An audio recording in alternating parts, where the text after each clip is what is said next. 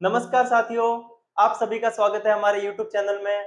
सबसे पहले आप सभी को नवरात्रि की हार्दिक शुभकामनाएं।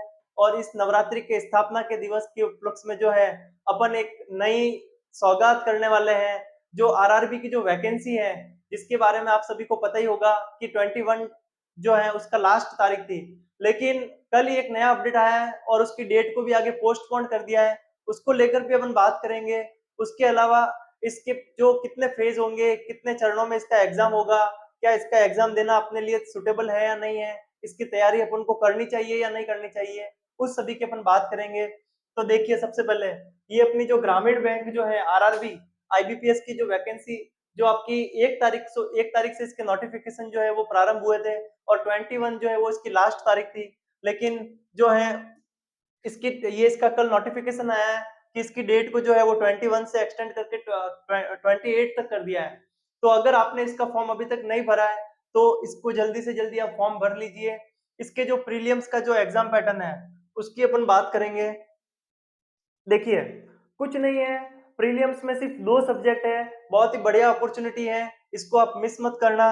सबसे पहले आपकी जो है रीजनिंग है और उसके बाद में है आपकी क्वांटिटेटिव एप्टीट्यूड मतलब मैथमेटिक्स रहने वाला है। नंबर ऑफ क्वेश्चन की बात करें तो रीजनिंग के 40 मार्क्स और 40 क्वेश्चन, और same as it is mathematics के जो है वो 40 क्वेश्चन 40 मार्क्स का। टोटल आपका जो प्री का पेपर है वो 80 नंबर का रहने वाला है। और नंबर ऑफ क्वेश्चन की बात करेंगे तो वो भी आपके कितने रहने वाले हैं, 80 रहने वाले हैं। ठीक है। अब अगर अपन ड्यूरेशन की बात करें तो इसमें जो है आरआरबी में सबसे मेन रोल जो होता है वो आपका टाइम मैनेजमेंट का होता है। आपकी जो रीजनिंग है, रीजनिंग के लिए आपको कितने 25 मिनट्स का टाइम मिला है ना। 25 मिनट्स में आपको कितने क्वेश्चन करना है, 40 क्वेश्चन सॉल्व करना है। जबकि मैथमेटिक्स के लिए आपको कितना टाइम मिला है, 20 मिनट्स।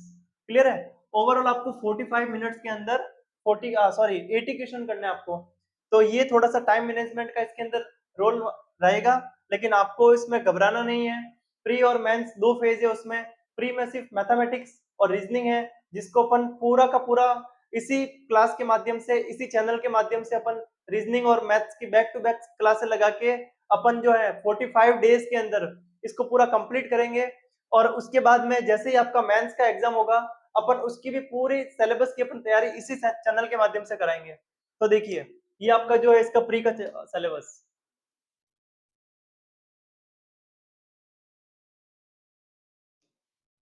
ये जो है प्री का सिलेबस अपन ने देख ही लिया है। ये आपका मेंस का सिलेबस है।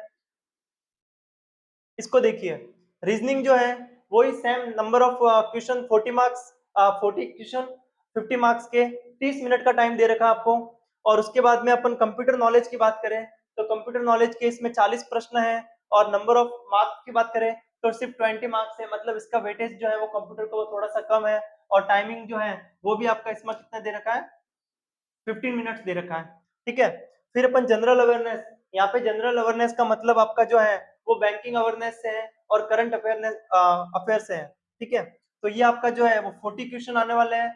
मार्क्स भी 40 है, मतलब इसका वेटेज जो है वो ज्यादा है। लेकिन इसका टाइमिंग जो है वो 50 मिनट्स कोई कम नहीं होते हैं। इसमें अपन को सिर्फ अगर आता है तो टिक करना है, अदरवाइज अपन को कंटिन्यू करना है। उसके बाद में एक और मजे की बात इसमें जो है इस मेंस एग्जाम में वो ये है कि अगर आपको इंग्लिश नहीं भी आती है ना तो भी अपन इस पेपर को क्वालिफाई कर सकते हैं। आप बोलोगे कि सर वो कैसे होगा, तो देखिए, यहाँ पे इंग्लिश और हिंदी 2 सब्जेक्ट हैं। अपन को क्या करना है, इनमें जो है नोटिफिकेशन में क्लियर लिखा हुआ है कि इंग्लिश और हिंदी दोनों में से किसी ऑप्शनल है, आपको किसी एक सब्जेक्ट को चूज करना है। उसी में आपको जो है वो कितने प्रश्न मिलेंगे, 40 क्वेश्चन मिलेंगे। नंबर ऑफ मार्क्स भी कितने 40 है। देखो दोनों में सेम है, तो इसका बड़ा रोल है। अगर कोई हिंदी मीडियम से है तो वो ऐसे निराश नहीं होगा कि साहब मेरे तो इंग्लिश हिंदी मीडियम है, इंग्लिश मेरे से होगी नहीं। तो फिर अगर प्री क्वालिफाई भी हो जाएगा तो क्या हो जाएगा। तो आपको डरना नहीं है। हिंदी में आपके जो है वो ग्रामर का पूरा पोर्शन आएगा। तो आप आराम से इजीली 40 मार्क्स में से मैक्सिमम मार्क्स जो है वो आप गेन कर सकते हो। और टाइमिंग का भी इसमें कोई इशू नहीं है। 30 मिनट 40 प्रश्न के लिए बहुत होते हैं, है ना। उसके बाद में सेम वापस न्यूमेरिकल एबिलिटी, मतलब मैथमेटिक्स की बात कर रहा है। तो मैथमेटिक्स के जो है वो यहाँ पे 40 प्रश्न आने वाले हैं। और मार्क्स जो है वो आपकी 50 मार्क्स है। इसका मतलब इसका मैथमेटिक्स और रीजनिंग को अपन हल्के में नहीं ले सकते हैं। और इसमें से जो ये आपका 50 और 50 100 मार्क्स का जो मैथमेटिक्स और रीजनिंग है उसका अपन ने 80 से 90% प्री एग्जाम में क्लियर कर रखा होगा। तो आपको उसमें भी बिल्कुल एकदम निश्चिंत रहना है कि सर ये मैथमेटिक्स और रीजनिंग का कैसे क्या होगा। इसको अपन वापस कंटिन्यू करेंगे प्री एग्जाम के बाद में, मेंस की तैयारी को लेकर मैथमेटिक्स और रीजनिंग को भी कंटिन्यू करेंगे। उसके बाद में कंप्यूटर नॉलेज जो है उसकी भी क्लासे लगाएंगे अपन, और हिंदी की जो है उसकी भी क्लासे लगाएंगे। तो इसका जो मैथमेटिक्स का टाइमिंग है 30 मिनट्स, वो भी इनफ टाइम होता है। हालांकि इसको इनफ तो नहीं बोल सकते हैं, लेकिन 50 क्वेश्चन के हिसाब 40 क्वेश्चन के हिसाब से इसको अपन बोल सकते हैं कि टाइम जो है वो ठीक है।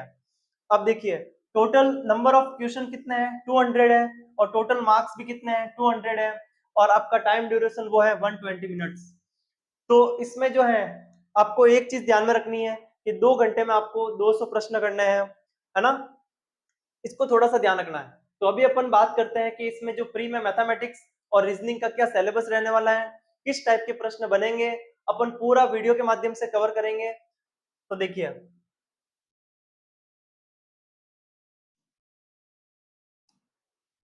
ये देखिए, ये इसका मैथमेटिक्स का जो है वो पूरा सिलेबस रहने वाला है।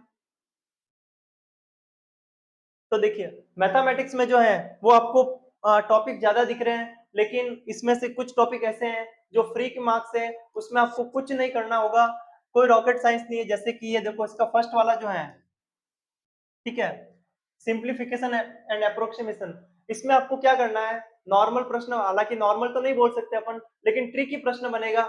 तो अपन इस सभी टॉपिक को जो है वो इसी चैनल के माध्यम से अपन रोजाना कंटिन्यू क्लास होगी अपनी, और अपन इसको जो है पूरा का पूरा सिलेबस को कवर करेंगे। तो देखो सिंप्लीफिकेशन हो गया, नंबर सिस्टम हो गया, एचसीएफ एलसीएम हो गया, profit and loss, simple interest, compound interest, यहाँ से प्रश्न आपको पता ही है, प्रश्न बनना ही बनना है यहाँ से। टाइम एंड वर्क हो गया, टाइम एंड डिस्टेंस, एवरेज हो गया, क्वाड्रेटिक इक्वेशन हो गया, पार्टनरशिप हो गया, परसेंटेज हो गया, ये भी अपने आप में एक इंपॉर्टेंट टॉपिक है, परसेंटेज भी।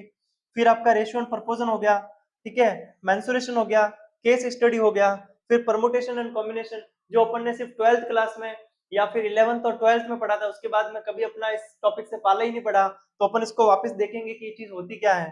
उसके बाद में प्रोबेबिलिटी हो गया, डाटा इंटरप्रिटेशन हो गया, इन सभी की अपन बात करेंगे।